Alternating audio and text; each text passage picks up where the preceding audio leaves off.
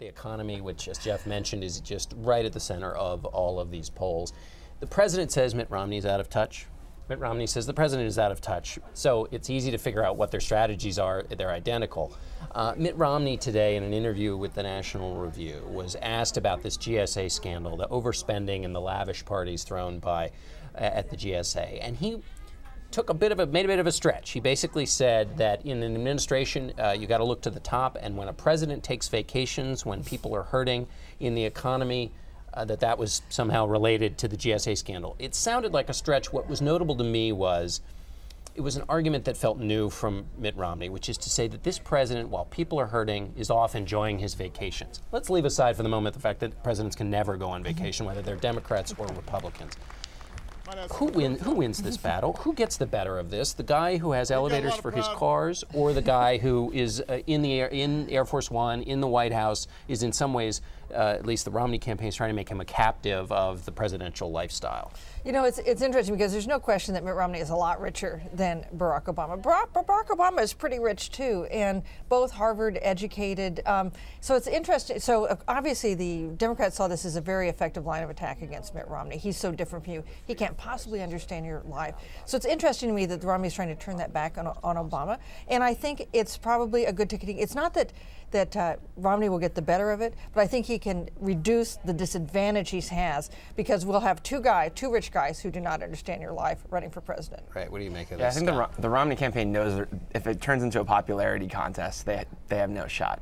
Romney said something a few weeks ago about the president being out of touch. He's been flying around on Air Force One for 3 years. Well, that's a little tricky because Romney's been running for president literally for 6 years, nonstop. So it's not like he's exactly been, a part of Main Street during this time either. And I think you're right. I think they're probably trying to diminish that gap a little bit, but it's not something that he can really overcome, I don't think.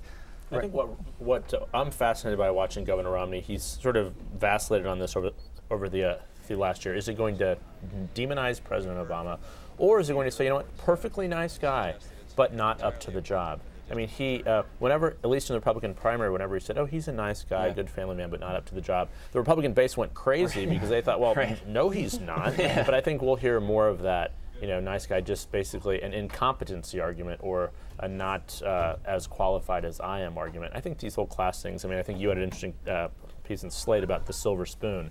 I mean, yes, President Obama mentioned silver spoon in his comment in Ohio in a derogatory way, but he's been using that phrase long before Mitt Romney came to the scene. So I don't know, what did you make of that? Well, I think that on your point about Romney, he's got to do both, because if he is going to benefit from anger in his base about Obama more than he's going to benefit for love for him, Mitt Romney, he's got to keep tending those fires. He's got to keep reminding people why they don't like Mitt Romney. But if he's going to go to swing voters and independent voters and suburban voters, they're not going to be so interested in bashing the president. They're going to, they like the president. That's why his favorable ratings are pretty high. Like him, just not, let's give him a gold watch and send him on his way. Especially people who voted for him 4 years ago, because they don't want to think that, my vote was a big, colossal mistake. Right, exactly.